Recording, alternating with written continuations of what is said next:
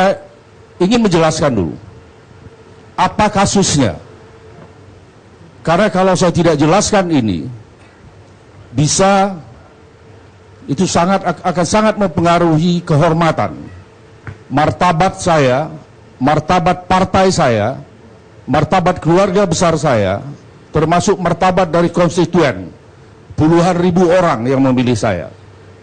Kasusnya adalah saya pernah bertulis surat kepada Wakapolri selaku PLT Kapolri perihal mohon perlindungan hukum atas keberpihakan Barreskrim Polri terhadap tersangka tindak pidana pencucian uang yang dilakukan oleh tersangka Suhandoyo SH. Saya dikatakan mengintervensi Polri, kewenangan Polri dengan surat itu, dan dikatakan menyalahgunakan kop surat DPR. Bahkan ada yang mengatakan saya memalsukan kop surat DPR. Saya tidak menggunakan kop surat DPR. Saya menggunakan kop surat anggota DPR yang merupakan hak saya sebagai anggota. Kop surat anggota DPR itu sesuai dengan ketentuan pasal 318 Peraturan DPR RI nomor 1 tahun 2014. Dibuat, ditentukan oleh Sekretariat Jenderal. Saya bukan bikin kop surat sendiri. Itu adalah hak saya sebagai anggota. Dalam putusan MKD dinyatakan saya bersalah melanggar kode etik. Pasal 2 ayat 2 dan ayat 3. Bunyi pasal 2 tegas dinyatakan bahwa setiap anggota DPR RI wajib untuk mengedepankan kepentingan bangsa dan negara daripada kepentingan pribadi, kelompok, atau golongan. Dengan surat saya itu tidak ada satupun kepentingan bangsa dan negara yang saya kesampingkan. Berikutnya, pasal 2 ayat 3 dikatakan seorang anggota DPR RI harus mengutamakan kepentingan dari masyarakat yang diwakilinya. Dengan surat saya itu tidak ada satupun kepentingan dari konstituen yang saya kesampingkan. Saya dijatuhi hukuman dengan kriteria sedang. Kalau kita lihat apakah perbuatan saya itu memenuhi unsur rumusan dari pasal 2 ayat 2 atau pasal 2 ayat 3, tentunya dengan cara cerdas kita akan mengatakan tidak. Artinya saya tidak terbukti. Katakanlah dengan cara yang nggak tahu cara berpikirnya, mengatakan saya terbukti bersalah. Tapi saya tidak boleh dihukum dengan kriteria pelanggaran sedang. Karena ketentuan pelanggaran sedang itu suatu perbuatan pengulangan terhadap sanksi kriteria ringan yang sudah pernah diberikan, dan juga merupakan pelanggaran terhadap ketentuan yang bersifat melawan hukum atau bertentangan dengan undang-undang, mengandung pelanggaran hukum, mengulangi perbuatan yang telah dikenakan sanksi ringan oleh MKD, mengulangi ketidakhadiran dalam rapat yang merupakan fungsi, tugas, dan selanjutnya 40%. Tidak ada satupun di antara 3 kriteria ini yang pernah saya lakukan. Saya dihukum dengan kriteria sedang. Itu saya katakan putusan itu dengan tidak mengurangi ketaatan saya terhadap ketentuan final and binding. Tapi saya mempersoalkan bahwa putusan ini dibuat dengan penuh nafsu. Setelah putusan dijadikan alasan dengan cara berkuar-kuar, dengan cara yang tendensius, mengatakan bahwa saya tidak layak, tidak patut. Tolong tunjukkan dengan saya ketentuan pasal mana, peraturan DPR RI nomor berapa, bab berapa, pasal berapa, bunyinya apa. Tidak ada satupun ketentuan yang mengatur bahwa seorang yang sedang menjalani sanksi disiplin yang dikenakan oleh sanksi kode etik oleh Mahkamah Kehormatan tidak boleh menjadi anggota MKD. Tidak ada itu. Itu hanya ketakutan, hanya ketidaksukaan.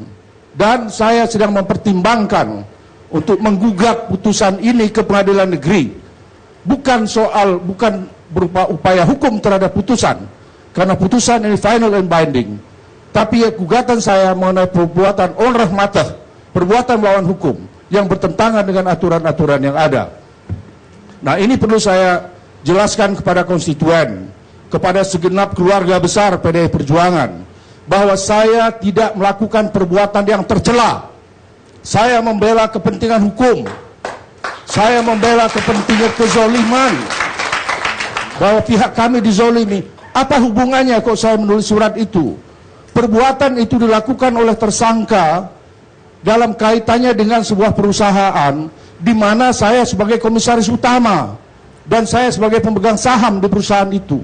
Apakah saya tidak boleh berkirim surat?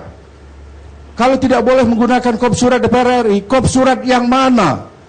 Kalau tidak boleh menggunakan kop surat anggota. Baik, kop surat itu tidak DPR atau tidak negara?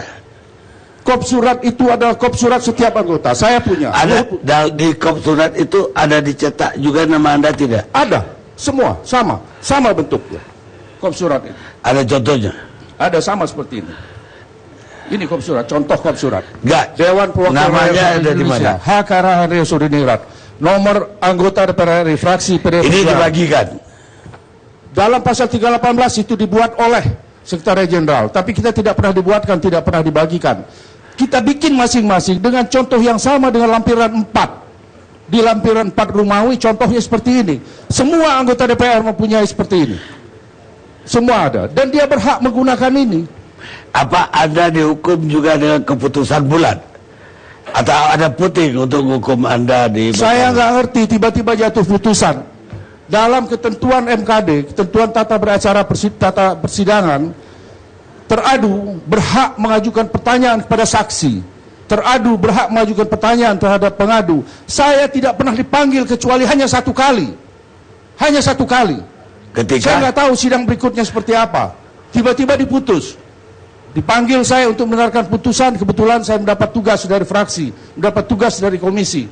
Saya selalu memberitahukan. Tiba-tiba begitu saya menyerahkan surat tugas dari fraksi ke MKD, dikatakan bahwa saya masih kena sanksi, tapi perkaranya belum diputus. Saya bilang putus hari ini.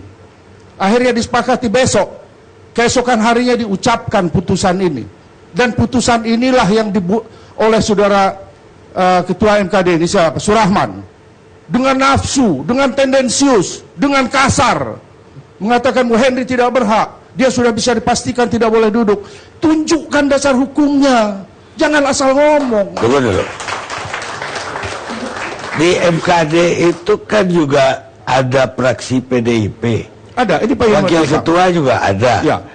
Apakah mereka juga setuju ada diberhentikan? Yang pasti, Tegur dulu. Beberapa waktu lalu, Surahman mengatakan bahwa segenap pimpinan pimpinan MKD dengan suara bulat menolak kehadiran saya. Saya bilang, tidak masuk akal saya bahwa salah satu wakil pimpinan yang berasal dari fraksi PDI Perjuangan ikut menyetujui penolakan atas surat yang diajukan oleh fraksinya sendiri. Kalau memang beliau ini tidak memberikan persetujuan, artinya dia melakukan kebohongan publik. Tapi kalau beliau ini memberikan persetujuan, saya nggak ngerti cara berpikirnya. Saya dalam hal ini, Bang Karim, saya dalam hal ini bukan memperjuangkan kepentingan saya, tapi kehormatan, marwah dari fraksi saya. Ini saya penugasan dari fraksi kok. Bukan saya kegenitan untuk datang ke MKD. Nggak kepingin saya di MKD itu. Biasa aja, saya 37 tahun ya sidang-sidang kayak gitu itu. Lebih terhormat dari sidang seperti yang ini, gitu loh. Baik, Wakil Ketua MKD jawab. Apakah Pak Junibar juga setuju dia ditegur? Apa Bang? Apa Pak Junibar juga setuju dia divonis bersalah? Iya, tentu proses pemeriksaan, proses di MKD itu adalah sesuai dengan tata acara. Itu dulu yang penting. Yang kedua, di dalam proses persidangan itu, tahapan-tahapan yang dilakukan adalah tahapan yang sesuai dengan tata acara. Seperti contoh misalnya, ya, saya harus objektif di sana, Pak. Tidak boleh saya subjektif. Ya karena memang sumpah sewaktu saya dilantik menjadi salah satu pimpinan di sana, sumpahnya begitu. Tidak bisa diintervensi, harus berdiri sendiri, bebas dan aktif. Saya pegang itu. Nah, di dalam perkara Pak Henry ini, ya, semua proses kita lalui dan Pak Kapolri juga, ya Pak Badrodin Haiti, karena beliau menerima surat dari Pak Henry ini, kami undang sebagai saksi dalam persidangan. Dan beliau datang, beliau menerangkan.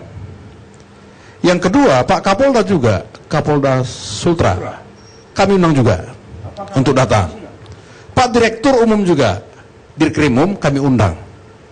Nah, di dalam keterangan-keterangan para saksi yang kami undang ini, ya, kami mendalami bagaimana suasana kebatinan Pak Kapolri ketika menerima surat dari seorang Henry Sodingrat yang memperkenalkan surat. Pak Kapolri mengatakan biasa-biasa saja, karena itu surat biasa dan saya distribusikan kepada Irwasum, ya, yang menangani masalah persuratan. Nah, sedangkan Pak Kapolda mengatakan bahwa saya hanya tahu yang datang ke kantor saya itu adalah Henry Sodingrat sebagai ketua Granat. Terakhir Pak Hendrioso ketika mau pulang menyerahkan kartu nama anggota DPR. Nah, jadi keterangan-keterangan inilah yang dirangkum oleh MKD pada waktu itu dan menyimpulkan bahwa itu salah. Ya, ada banyak saksi, Pak. Jadi bukan hanya itu saksinya, dan keterangan dari si pengadu juga kita ambil di sana. Dan memang itulah proses di MKD yang akhirnya masuk pada kesimpulan memutuskan, ya, dengan segala akibatnya, diputuskan dengan perkara sedang, ya, perkara sedang yang sudah diterima oleh Pak Hendrioso. Nah, cuman masalahnya itu kan putusan MKD itu kan final and binding, tidak bisa diapa-apain, Bang. Ya, memang begitu aturannya di sini. Nggak begini, ya, sepanjang proses itu kita lakukan secara tata beracara, menurut saya tidak ada masalah. Dan saya tidak mungkin memprotes perkara itu karena memang sesuai aturan dibuat. Kecuali dia menyimpang, tentu saya akan keberatan, Pak. Bang Ari, itu jawaban saya. Gini. Dari apa yang dijelaskan tadi, jelas, tegas. Kapolda mengatakan bahwa saya datang ke sana dalam kapasitas sebagai ketua gerakan. Memang betul itu. Saya menemui direktur narkoba, karena esok harinya saya akan mengadakan rapat koordinasi antara DPD Granat Sultra dengan Direktorat Narkoba Polda Sultra, dan diselenggarakan. Kemudian saya mampir kepada Kapolda, keluar saya memberikan kartu nama. Masa saya mengeluarkan kartu nama advokat?